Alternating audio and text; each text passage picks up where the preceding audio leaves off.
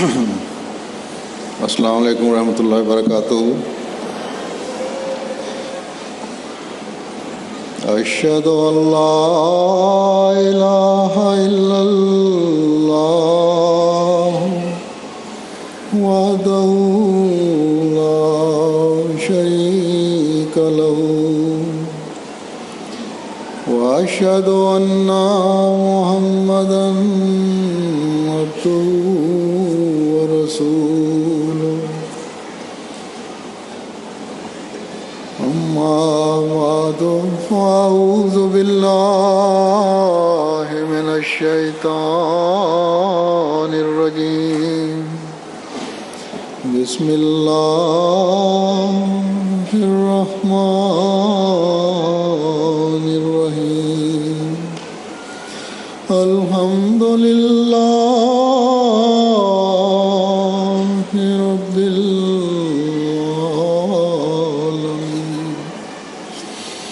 الرحمن الرحیم، مالک یوم الدین۔ ایاک نعبد وإیاک نستعین۔ اهدنا الصراط المستقیم، صراط الذین أنعمت علیہم غیر المغضوب علیہم ولا الضالین۔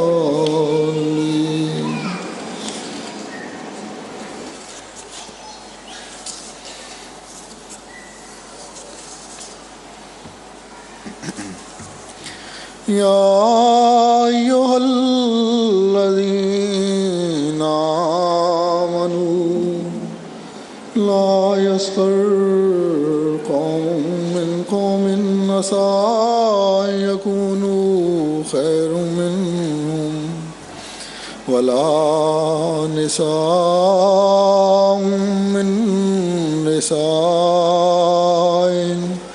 عسى أن يكن خيرا منهم ولا تلمزوا أنفسكم ولا تنابزوا بالألقاب، بئس الاسم الفسوق بعد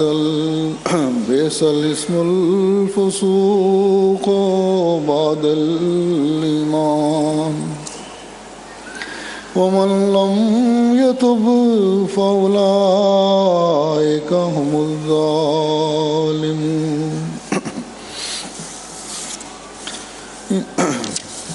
يا أيها الذين آمنوا اجتنبوا كثيرا من الظن إن بعض الظن إثم، ولا تجسسوا ولا يغتب بعضكم بعضا أيحب أحدكم أن يأكل لحم أخيه ميتا فكرهتموه واتقوا الله إن الله تواب رحيم۔ يا أيها الناس إنا خلقناكم من ذكر وأنثى وجعلناكم شعوبا وقبائل لتعارفوا إن أكرمكم عند الله أتقاكم إن الله عليم خبير۔ ان آیات کا ترجمہ ہے کہ اے لوگو جو ایمان لائے ہو، تم میں سے کوئی قوم کسی قوم پر تمسخر نہ کرے، ممکن ہے وہ ان سے بہتر ہو جائیں، اور نہ عورتیں عورتوں سے تمسخر کریں، ہو سکتا ہے کہ وہ ان سے بہتر ہو جائیں۔ اور اپنے لوگوں پر عیب مت لگایا کرو، اور ایک دوسرے کو نام بگاڑ کر نہ پکارا کرو۔ ایمان کے بعد فسوق کا داغ لگ جانا بہت بری بات ہے، اور جس نے توبہ نہ کی تو یہی وہ لوگ ہیں جو ظالم ہیں۔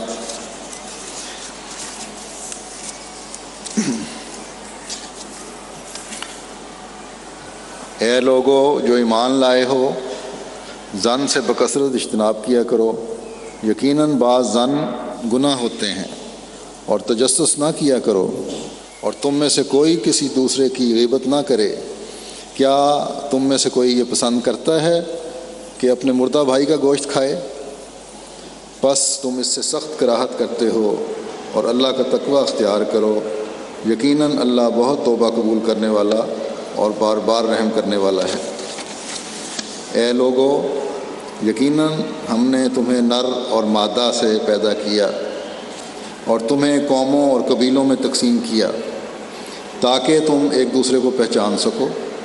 بلا شبہ اللہ کے نزدیک تم میں سب سے زیادہ معزز وہ ہے جو سب سے زیادہ متقی ہے، یقیناً اللہ دائمی علم رکھنے والا اور ہمیشہ باخبر ہے۔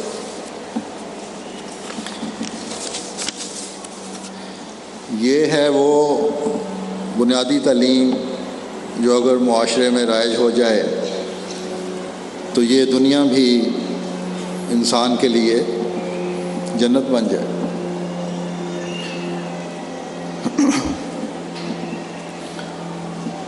عورتوں کی آبادی عموماً دنیا کے ہر ملک میں مردوں سے زیادہ ہے۔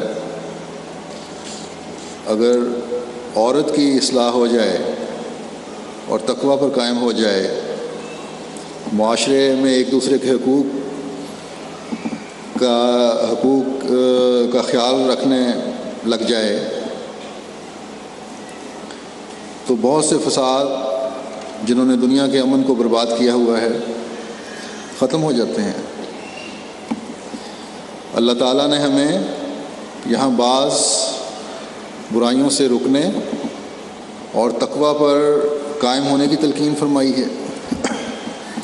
ان میں خاص طور پر عورتوں کو نام لے کر مخاطب کر کے کہا گیا ہے کہ اے عورتوں، یہ برائیاں نہ کرو، یہ عورت کی فطرت میں زیادہ ہے، اور اللہ تعالیٰ سے زیادہ انسان کی فطرت کون جان سکتا ہے۔ تو اللہ تعالیٰ نے فرمایا کیونکہ یہ عورت کی فطرت میں ہے کہ وہ اپنی بڑائی بیان کرنے کی کوشش کرتی ہے، دوسرے کو اپنے سے کمتر سمجھنے کی کوشش کرتی ہے عموماً۔ اس لیے اس عمومی نصیحت کے ساتھ جو مومنوں کو کی گئی ہے کہ کسی قوم کو حقیر نہ سمجھو، کیونکہ اللہ کے نزدیک کوئی قوم بری نہیں۔ تم جس کو برا سمجھ رہے ہو سکتا ہے کہ وہ اللہ کے نزدیک بہتر ہو۔ ہاں، بعض لوگوں کے بعض فعل ہیں جو اللہ کی راہ سے بغاوت کرنے والوں کے فعل ہیں۔ اللہ تعالیٰ ان افعال کی وجہ سے ان لوگوں کو پسند نہیں کرتا، لیکن یاد رکھو کہ یہ صرف خدا تعالیٰ کو پتہ ہے۔ وہی ہے جو غیب کا علم رکھتا ہے، وہ جانتا ہے کہ کون برا ہے کون اچھا ہے، وہ جانتا ہے کہ دلوں میں کس کے کیا بھرا ہوا ہے، وہ جانتا ہے کہ آئندہ کس نے کس حالت میں ہونا ہے۔ تم جو اپنے آپ کو بہتر سمجھ رہی ہو سکتا ہے کہ تمہارے میں برائیاں پیدا ہو جائیں، اور جو برائیاں کرنے والا ہو سکتا ہے اس میں اس کو نیکیاں کرنے کی توفیق مل جائے۔ اس لیے بلا وجہ کے تحقیر سے نہ دیکھو کسی کو۔ اللہ تعالیٰ فرماتا ہے کہ قُل لا يعلم من في السماوات والارض الغیب الا اللہ، کہ پھر تو کہہ دے کہ آسمانوں اور زمین میں جو مخلوق بھی ہے خدا کے سوا ان میں سے کوئی غیب کو نہیں جانتا۔ بس جب تم کسی کے بارے میں علم نہیں رکھتے تو پھر بلا وجہ اس کے بارے میں رائے زنی کرنے کا، اس کے بارے میں تبصرے کرنے کا بھی تمہیں کوئی حق نہیں ہے۔ تم جو دوسرے کو حقیر سمجھ کر ان کی عزت نفس مجروح کرنے کی کوشش کرتی ہو، بعض دفعہ پبلک میں بیٹھ کر، لوگوں میں بیٹھ کر، مجلسوں میں بیٹھ کر ان کے مذاق اڑائے جاتے ہیں دوسروں کے، یا بعض دفعہ بعض عورتوں کو عادت ہوتی ہے طنز کر دیتے ہیں، ایسی چپتی ہوئی بات کہہ دیتے ہیں جو اگلے کی تکلیف کا باعث بنتی ہے۔ اس سے جہاں معاشرے میں فساد پیدا ہوتا ہے، وہاں خود اس لحاظ سے بھی وہ عورت گناہ گار بن رہی ہوتی ہے یہ کہہ کر کہ میں اسے اچھی طرح جانتی ہوں، یہ تو ہے ہی ایسی اور ویسی، اس نے تو ایسی حرکتیں کرنی تھیں، اس کا تو سارا خاندان ہی ایسا ہے۔ تو یہ دعوے بھی اگر باریک نظر سے دیکھیں تو خدائی کے دعوے ہیں، گویا یہ اظہار ہے کہ میں غیب کا علم رکھتی ہوں۔ بس ہمیں یہ نصیحت فرمائی ہے کہ نیکی اس میں ہے کہ ان برائیوں کو چھوڑ دو، ایک دوسرے پر طنز کے تیر برسانے چھوڑ دو، ایک دوسرے کے عیب تلاش کرنے چھوڑ دو، ایک دوسرے کی برائیاں کرنی چھوڑ دو، اور اللہ سے ڈرو، ورنہ یاد رکھو یہ باتیں تمہیں خدا سے دور کر دیں گی۔ ان باتوں میں مبتلا ہو کر تم مزید گند میں پڑتی چلی جاؤ گی، اور ان حرکتوں کی وجہ سے تم فاسق کہلاؤ گے۔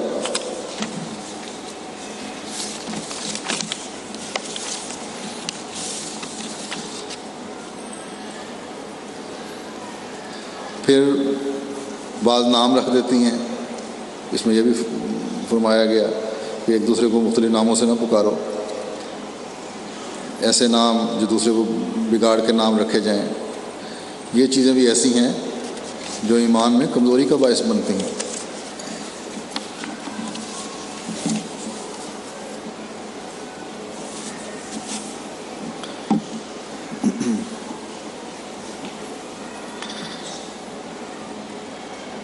کیونکہ جیسا کہ میں نے کہا، ایسی حرکتیں کرنے کے بعد تمہاری ایمانی حالت جاتی رہے گی۔ اللہ تعالیٰ نے تمہیں موقع دیا کہ تم دور انعاموں اور فضلوں کی وارث بنو۔ ایک انعام حضرت صلی اللہ علیہ وسلم کو مان کر تمہیں اللہ تعالیٰ نے عطا فرمایا، اور ایک انعام حضرت مسیح موعود علیہ الصلوۃ والسلام کو مان کر تمہیں اللہ تعالیٰ سے حاصل ہوا۔ بس اس انعام کی قدر کرو، نیکیوں میں آگے بڑھو، اور ان بےہودہ اور دنیا داری کی باتوں میں اپنے آپ کو غرق نہ کرو۔ تمہارا مقام اب اللہ کی نظر میں بلند ہوا ہے، اس کو بلند کرتی چلی جاؤ۔ یہ اعزاز جو تمہیں زمانے کے امام کو مان کر ملا ہے، اس اعزاز کو برقرار رکھنے کی کوشش کرو، اس تعلیم پر عمل کرو جو حضرت مسیح موعود علیہ الصلوۃ والسلام نے ہمیں دی ہے، اپنے اخلاق اعلیٰ کرو کہ اسی میں بڑائی ہے۔ اور یہ اللہ کے فضلوں کے ساتھ بلند ہوگا، اور اللہ کے فضلوں کے ساتھ اس صورت میں بلند ہوگا جب تم عاجزی دکھاؤ گے، جب تم ایک دوسرے کی عزت کرنا سیکھو گی، جب تم اپنی جھوٹی اناؤں اور جھوٹی عزتوں کو پس پش ڈال کر اللہ تعالیٰ کے بتائے ہوئے راستے پر چلنے کی کوشش کرو گی، پھر آگے اللہ تعالیٰ نے مزید چند باتوں کی وضاحت فرمائی کہ ایک دوسرے کی عزت قائم کرنے کے لیے یہ باتیں بھی ضروری ہیں، معاشرے کو فساد سے پاک کرنے کے لیے یہ باتیں بھی ضروری ہیں۔ ان میں سے ایک ہے بدظنی، اور بدظنی ایسی چیز ہے جس سے نہ صرف تم دوسرے کو نقصان پہنچاتے ہو بلکہ اپنی روحانی ابتری کے بھی سامان پیدا کر رہی ہو، اور بدظنی پیدا ہوتی ہے تو دوسروں کی ٹو میں رہنے کی بھی عادت پڑتی ہے، تجسس پیدا ہوتا ہے، ہر وقت دوسرے کی ٹو میں رہنے اور اس خیال میں رہنے کی وجہ سے کہ دوسری عورت میرے بارے میں کیا خیال رکھتی ہے، یا فلاں شخص میرے بارے میں کیا خیال رکھتا ہے، یا فلاں عزیز میرے بارے میں کیا خیال رکھتا ہے، یا فلاں دو عورتیں اکٹھی بیٹھی ہوئی ہیں، یہ ضرور میرے خلاف میرے متعلق فلاں بات کر رہی ہوں گی، تبصرے کر رہی ہوں گی، اور ایک ایسی بات جس کا کوئی وجود ہی نہ ہو اس کو پکڑ کر ان دو باتیں کرنے والی عورتوں یا دو اکیلی بیٹھی عورتوں کے خلاف دل میں ابال اٹھتا ہے، دل میں بدظنیاں پیدا ہوتی ہیں، اور یہ غصہ اور یہ ابال جو ہے پھر دوسرے کو نقصان پہنچانے سے پہلے اپنے آپ کو نقصان پہنچا رہا ہوتا ہے۔ اللہ کے حکم کی نافرمانی کر کے جو گناہ سر لے رہی ہوتی ہیں ایسی عورتیں، وہ تو ہے ہی اس وجہ سے، لیکن اس بدظنی کی وجہ سے، غصے کی وجہ سے، دلوں میں بے چینی کی وجہ سے بلا وجہ کی اپنی صحت بھی برباد کر رہی ہوتی ہیں، اس فکر میں اپنے بلڈ پریشر بھی ہائی کر رہی ہوتی ہیں۔ اس زمانے میں اور دنیا کے تھوڑے جھمیلے ہیں اور مسائل ہیں جو ان بدظنیوں کی وجہ سے زبردستی کے مسائل اپنے اوپر سہیڑے جائیں اور اپنی صحت برباد کی جائے۔ اور پھر ایک عورت کیونکہ ایک بیوی بھی ہے، ایک ماں بھی ہے، اس وجہ سے اپنے خامد کے لیے بھی مسائل کھڑے کر رہی ہوتی ہے، اپنے بچوں کی تربیت بھی خراب کر رہی ہوتی ہے، کیونکہ ان بدظنیوں کا پھر گھر میں ذکر چلتا رہتا ہے، بچوں کے کان میں یہ باتیں پڑتی رہتی ہیں، وہ بھی ان باتوں سے متاثر ہوتے ہیں، اثر لیتے ہیں، ان کی اٹھان بھی اس بدظنی کے ماحول میں ہوتی ہے، اور یوں بڑے ہو کر وہ بھی اس وجہ سے اس برائی میں مبتلا ہو جاتے ہیں۔ تو ایسی مائیں اس قسم کی باتیں بچوں کے سامنے کر کے جس میں فساد کا خطرہ ہو، جو ایک دوسرے کے متعلق دلوں میں رنجشیں پیدا کرنے والی ہو، جو بدظنیوں میں مبتلا کرنے والی ہو،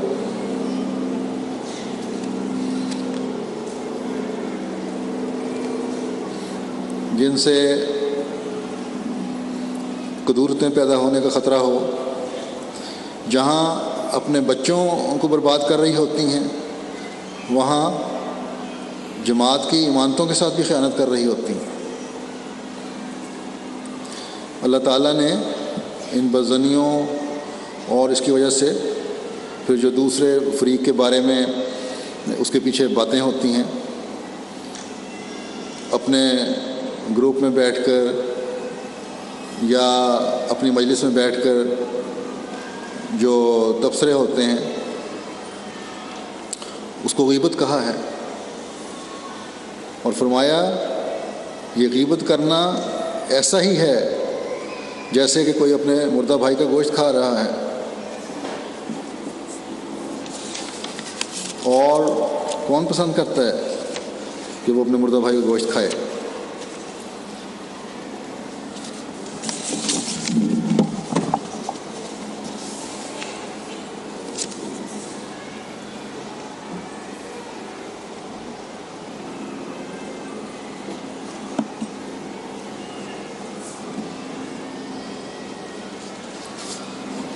تو فرمایا تم پسند نہیں کرتے کہ تم اپنے مردہ بھائی کا گوشت کھاؤ، تم اس سے کراہت کرتے ہو۔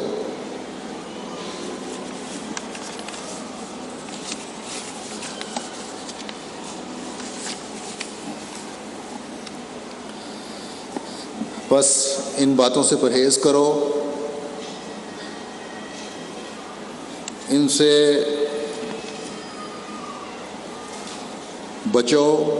اللہ تعالیٰ نے تم پر جو انعام کیا ہے، تمہیں حضرت مسیح موعود علیہ الصلوۃ والسلام کی بیعت میں شامل ہونے کی توفیق دی ہے، اللہ تعالیٰ کے اس فضل کا شکر یہ ہے کہ تم اس کا تقوی اختیار کرو، اس کے احکامات پر عمل کرنے کی کوشش کرو، جو غلطیاں ہو چکی ہیں ان کے لیے خدا سے مغفرت طلب کرو۔ اللہ تعالیٰ تو بار بار رحم کرتے ہوئے اپنے بندوں کی طرف متوجہ ہوتا ہے۔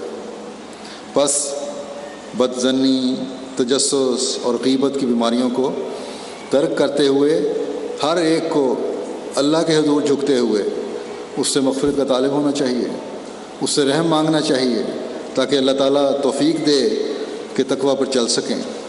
اور تقوی پر چلنے والوں کی اللہ کے نزدیک بہت قدر ہے۔ اللہ تعالیٰ فرماتا ہے کہ میرے نزدیک تو وہی لوگ معزز ہیں جو ان برائیوں سے بچنے والے اور تقوی پر چلنے والے ہیں۔ باقی رہے تمہارے قبیلے یا تمہارے خاندان یا تمہاری قومیتیں، یہ تو صرف ایک پہچان ہے۔ جب ہم نے اس زمانے کے مسیح و مہدی کو مان لیا، حکم اور عدل کو مان لیا، جب حضرت مسیح موعود علیہ السلام کو مان لیا، جب ہم اس دعوے کے ساتھ کھڑے ہوئے ہیں کہ ہم نے دنیا کو امت واحدہ بنانا ہے، ایک ہاتھ پر اکٹھے کرنا ہے، ایک امت بنانا ہے، تو پھر یہ قومیتیں اور یہ قبیلے اور یہ خاندان کوئی حیثیت نہیں رکھتے۔ یہ پہچان تو ہے کہ ہم کہیں کہ فلاں جرمن ہے، فلاں پاکستانی ہے، اور فلاں انڈونیشین ہے، اور فلاں افریقن ہے، گھانین ہے، نائجیرین ہے، لیکن ایک احمدی میں کسی قوم کا ہونے کی وجہ سے بڑائی نہیں آنی چاہیے، یا کسی احمدی کو، کسی بھی قوم کے احمدی کو کسی دوسری قوم کے احمدی کو دیکھ کر یہ احساس نہیں پیدا ہونا چاہیے کہ یہ ہم سے کمتر ہے۔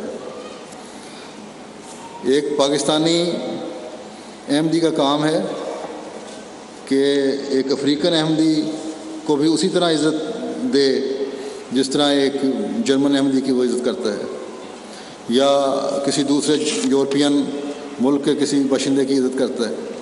اسی طرح ایک احمدی یورپین جو ہے اسی طرح افریقن کی یا ایشین کی عزت کرے جس طرح وہ یورپین کی کرتا ہے۔ جب یہ معاشرہ قائم ہوگا تو خدا کی رضا حاصل کرنے والا معاشرہ ہوگا۔ حضرت اقدس مسیح موعود علیہ السلام فرماتے ہیں کہ یہ بالکل سچی بات ہے کہ خدا تعالیٰ کا کسی کے ساتھ کوئی جسمانی رشتہ نہیں ہے۔ خدا تعالیٰ خود انصاف ہے اور انصاف کو دوست رکھتا ہے، وہ خود عدل ہے اور عدل کو دوست رکھتا ہے، اس لیے ظاہری رشتوں کی پرواہ نہیں کرتا۔ جو تقوی کی رعایت کرتا ہے اسے وہ اپنے فضل سے بچاتا ہے اور اس کا ساتھ دیتا ہے، اور اسی لیے اس نے فرمایا ہے انا اکرمکم عند اللہ اتقاکم۔ بس آج ہر عورت اور مرد کو تقوی کی راہوں پر قدم مارنے کی کوشش کرنی چاہیے۔ حضرت مسیح موعود علیہ الصلوۃ والسلام کو اس زمانے کے امام کو ماننے کے بعد اپنے اندر پاک تبدیلیاں پیدا کرنے کی کوشش کرنی چاہیے، اور انصاف اور عدل کے تقاضے پورے کرتے ہوئے اللہ تعالیٰ کے احکامات پر چلنے کی کوشش کرنی چاہیے، اور یہی چیز ہے جو ہمیں اللہ تعالیٰ کا دوست بنائے گی۔ اور جس کا اللہ دوست بن جائے اس کو دین و دنیا کی نعمتیں حاصل ہو جاتی ہیں۔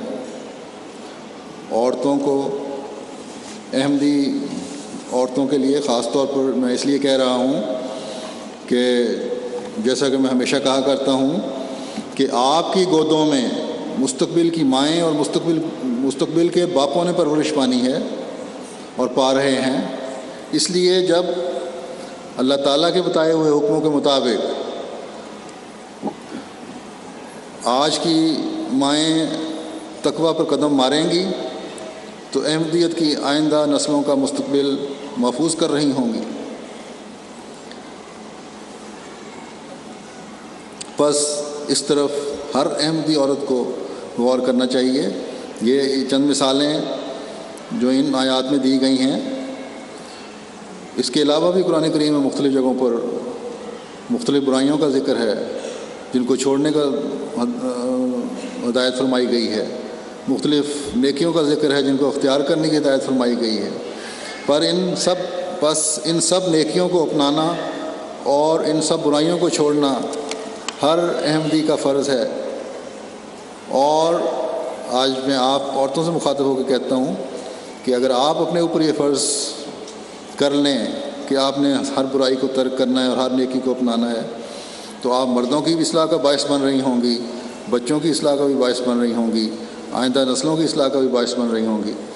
ایک تو برائیوں کا اور بھی میں ذکر کر دیتا ہوں جو قرآن کریم میں درج ہیں، زیادہ تو نہیں کر سکتا۔ مختلف برائیوں کا ذکر ہے جو تقویٰ سے دور لے جانے والی ہیں، مثلا جیسے فرمایا فاجتنبوا الرجس من الاوثان واجتنبوا قول الزور، کہ پس بتوں کی پلیدی سے اعتراض کرو اور جھوٹ کہنے سے بچو، کیونکہ یہ جھوٹ شرک کی طرف لے جاتا ہے۔ جھوٹ بولنے والا خیال کرتا ہے کہ جھوٹ بول کر یا غلط بیانی کر کے اپنی چالاکی سے میں نے اپنی جان بچا لی ہے، یا اپنی میں جان بچا لوں گا، یا فلاں شخص سے اپنے مفاد حاصل کر لوں گا۔ لوگوں کو تو دھوکہ دیا جا سکتا ہے لیکن خدا تعالیٰ کو دھوکہ نہیں دیا جا سکتا۔ بس اپنی اولاد کی تربیت کے لیے بھی ضروری ہے کہ ہر ماں اپنے سچ کے معیار کو بھی بلند سے بلند تر کرے۔ ہلکی سی ایسی بات بھی اس سے نہیں ہونی چاہیے، کوئی ایسی غلط بیانی بھی نہیں ہونی چاہیے جس سے بچے کے سچ کے معیار متاثر ہوں۔ ایک دفعہ ایک عورت نے اپنے چھوٹے بچے کو جو باہر جا رہا تھا کھیلتا ہوا، آواز دے کر کہا، صحابیہ تھیں آن حضرت صلی اللہ علیہ وسلم کی، آن صلی اللہ علیہ وسلم کے ساتھ بیٹھے ہوئے تھے، کہ ادھر آؤ میں تمہیں ایک چیز دوں۔ بچہ واپس مڑا تو آن حضرت صلی اللہ علیہ وسلم نے فرمایا جو کہ اسے کیا دینے کے لیے تم نے بلایا ہے؟ تو ماں نے کہا اسے میں کھجور دینا چاہتی ہوں۔ حضرت صلی اللہ علیہ وسلم نے فرمایا اگر تم اسے کچھ نہ دیتی تو تم جھوٹ بولتی۔ تو اس حد تک احتیاط کا حکم ہے۔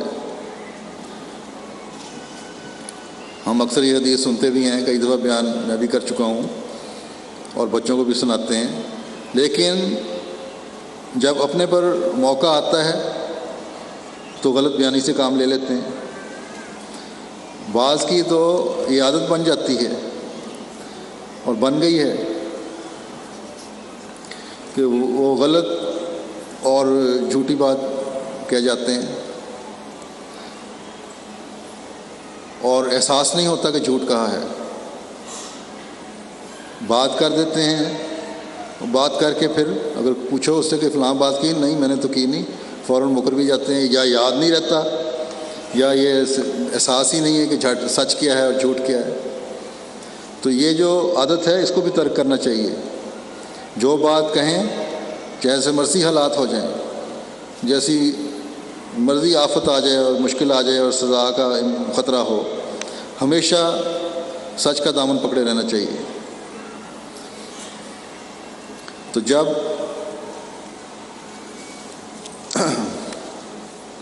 اس حد تک آپ اپنے آپ میں تبدیلی پیدا کرنے کی کوشش کریں گی اور اس بیماری کو دور کرنے کی کوشش کریں گی، جب اس حد تک آپ کے عمل میں سچائی پیدا ہو جائے گی، تو جیسا کہ حضرت صلی اللہ علیہ وسلم نے فرمایا، جو میں نے حدیث میں بیان کیا ہے، یہ سچائی کا معیار ہونا چاہیے۔ تو غیر محسوس طریق پر آپ اپنے بچوں کی ایسی تربیت کر رہی ہوں گی جہاں بچے تقویٰ اور سچائی کے ماحول میں پرورش پا رہے ہوں گے۔ حضرت اقدس مسیح موعود علیہ السلام فرماتے ہیں کہ قرآن شریف نے جھوٹ کو بھی ایک نجاست اور رجس قرار دیا ہے، گند قرار دیا ہے، جیسا کہ فرمایا ہے فاجتنبوا الرجس من الاوثان واجتنبوا قول الزور۔ دیکھو یہاں جھوٹ کو بت کے مقابل رکھا ہے، اور حقیقت میں جھوٹ بھی ایک بت ہی ہے، ورنہ کیوں سچائی کو چھوڑ کر دوسری طرف جاتا ہے۔ جیسے فرمایا کہ جیسے بت کے نیچے کوئی حقیقت نہیں ہوتی، اسی طرح جھوٹ کے نیچے بجز ملمہ سازی کے اور کچھ بھی نہیں ہوتا۔ جھوٹ بولنے والوں کا اعتبار یہاں تک کم ہو جاتا ہے کہ اگر وہ سچ کہیں تب بھی یہی خیال ہوتا ہے کہ اس میں بھی کچھ جھوٹ کی ملاوٹ نہ ہو۔ اگر جھوٹ بولنے والے چاہیں کہ ہمارا جھوٹ کم ہو جاوے تو جلدی سے دور نہیں ہوتا، مدت تک ریاضت کریں، تب جا کر سچ بولنے کی عادت ان کو ہوگی۔ بس ہر احمدی عورت کو جھوٹ کے خلاف بھی جہاد کرنا چاہیے۔ اپنے آپ کو اتنا سچا بنا لیں کہ آپ کا ماحول آپ پر کبھی یہ کہہ کر انگلی نہ اٹھا سکے کہ اس نے فلاں وقت میں فلاں بات جو کہی تھی اس میں یہ چیز غلط تھی۔ آپ کا ہر لفظ اور ہر فکرہ اور ہر لفظ سچائی سے بھرا ہوا ہونا چاہیے۔ سچائی کی ایک مثال ایک احمدی عورت کو ہونا چاہیے۔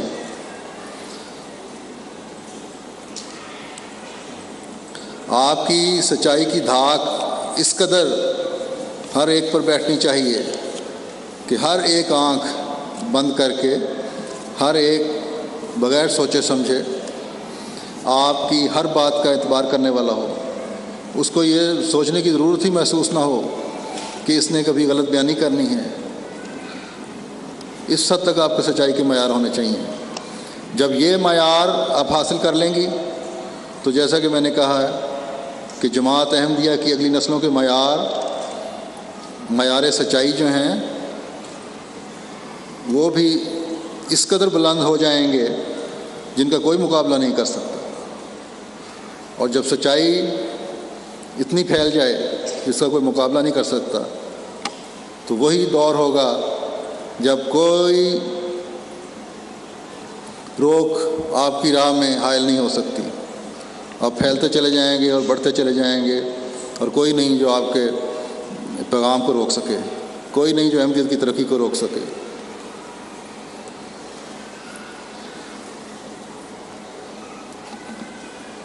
اور یہی سچائی کے معیار ہیں، جب اتنے بلند ہو جائیں تو اس کے سامنے جیسا کہ میں نے کہا کوئی اس کو روک نہیں سکتا۔ اس کے سامنے دنیا کا ہر بت پارا پارا ہو جاتا ہے۔ اور جب آپ اپنی سچائی کے اس قدر معیار بلند کر لیں گی تو خدا کے ہاں بھی صدیقہ لکھی جائیں گی۔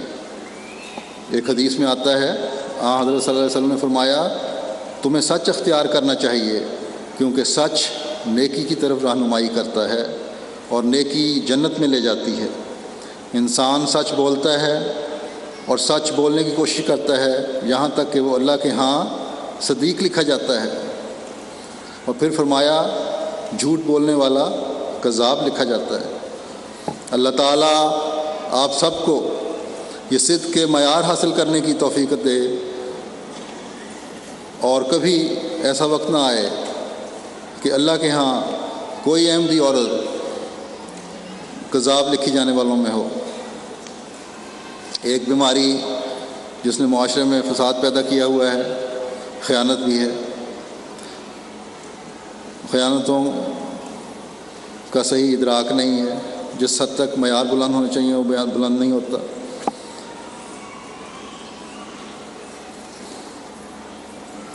تو ہر احمدی کو اپنی ایمانت کے معیار بھی اتنے بلند کرنے چاہیے کہ کبھی اس سے خیانت کا تصور بھی نہ کیا جا سکے۔ اول تو جھوٹ چھوڑنے سے ہی اتنے بلند معیار ہو جاتے ہیں کہ ہر دوسری برائی خود بخود چھٹتی چلی جاتی ہے۔ لیکن قرآن کریم میں اس کا بھی ذکر اس طرح آیا ہوا ہے، اس لیے میں ذکر کر رہا ہوں۔ تو اللہ تعالیٰ نے خیانت کرنے والے سے ناپسندی کا اظہار کیا ہے، یوں فرمایا ہے کہ ان اللہ لا یحب من کان خوانا نسیما، یقیناً اللہ تعالیٰ خیانت میں بڑھے ہوئے اور گناہ گار کو پسند نہیں کرتا۔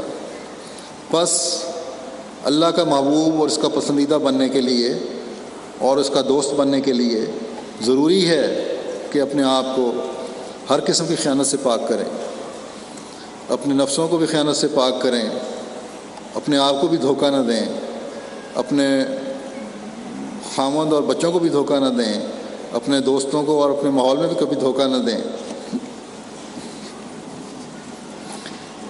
کسی بھی معاملے میں کبھی کسی کو دھوکہ دینے کی کوشش نہ کریں۔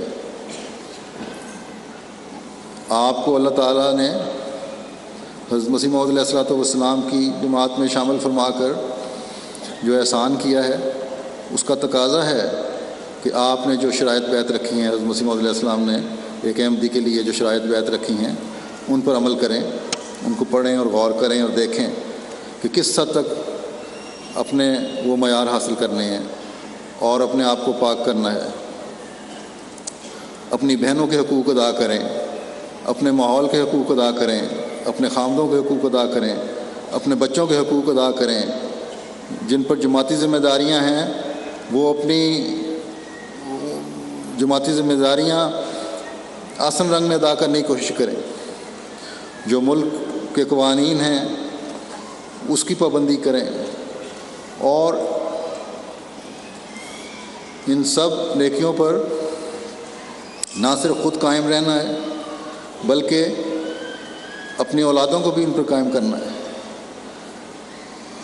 ان کی بھی نیک تربیت کرنی ہے، ان کی بھی جماعت کی امانت سمجھ کر پاک تربیت کرنی ہے۔ تبھی آپ کہلا سکیں گی کہ آپ ان لوگوں میں شامل ہیں جو خیانت کرنے والے نہیں بلکہ امانتوں کا حق ادا کرنے والے ہیں۔ اور یہ سب باتیں نیک اعمال کے ساتھ خدا تعالیٰ کے فضلوں سے حاصل ہوں گی۔ بس اللہ تعالیٰ کے فضلوں کو حاصل کرنے کے لیے اپنی عبادتوں کے معیار بھی بلند کریں۔ جب آپ کی عبادتوں کے معیار بلند ہوں گے تو تقویٰ کے معیار بھی بلند ہوں گے۔ اللہ اور اس کے بندوں کے حقوق ادا کرنے کی طرف مزید توجہ پیدا ہوگی۔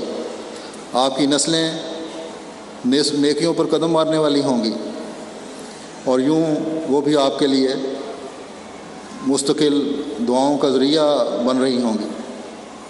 اللہ تعالیٰ سب کو تقویٰ کے راستوں پر چلنے کی توفیق عطا فرمائے، آپ لوگوں کو فہم اور ادراک عطا فرمائے جس سے آپ یہ سمجھ سکیں کہ ایک احمدی ہونے کے بعد ایک احمدی عورت پر کیا ذمہ داریاں ہونی چاہیے۔ اب دعا کر لیں۔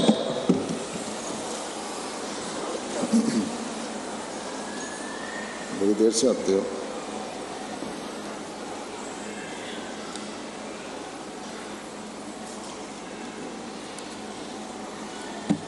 دعا کر لیں۔